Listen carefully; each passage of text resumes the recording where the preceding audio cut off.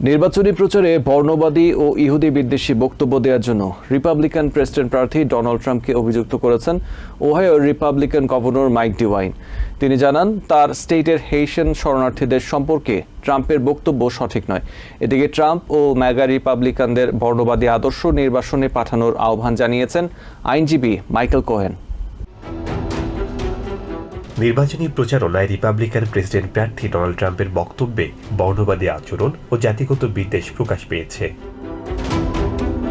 এই সপ্তাহে এক নির্বাচনী প্রচার অনুষ্ঠানে ইহুদি বিদ্বেষী বক্তব্য দেন তিনি। এর আগে ওহাইওতে হেইশিয়ানদের বিরুদ্ধে মিথ্যা বক্তব্য দিয়েছিলেন Trump. Second gentleman Douglas Emhoff অভিযোগ করেন, ইহুদি বিদ্বেষ হিসেবে বিশেষভাবে পরিচিত এমন এক ব্যক্তির সাথে ডিনার করেছেন ডোনাল্ড ট্রাম্প।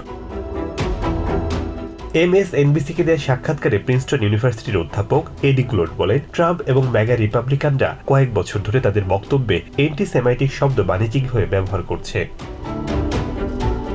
ট্রাম্পের সাবেক আইনজীবী মাইকেল কোহেন বলেন, ট্রাম্প ও ম্যাগা রিপাবলিকানরা কট্টর ও বর্ণবাদী। তাদের আদর্শ নির্বাসিত করতে হবে। কামালা হ্যারিস এবং টিম ওয়ালজ জুটি সঠিক পথে রয়েছে এবং তাদের প্রতি ভোটারদের সমর্থন বাড়ছে বলে মনে করেন কোহেন।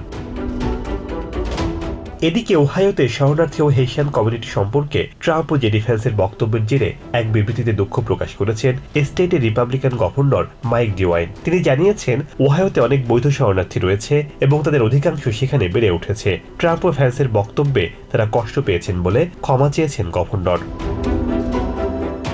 মাইকেল কোহেন বলেন, ট্রাম্পের বক্তব্য মানুষের মধ্যে বিভেদ সৃষ্টি করে। তার মতো মানুষকে আবারও দেশের প্রেসিডেন্ট নির্বাচিত করা উচিত নয় বলে মনে করেন তিনি। Sheikh Sadim Arjan, TVN 24 news desk.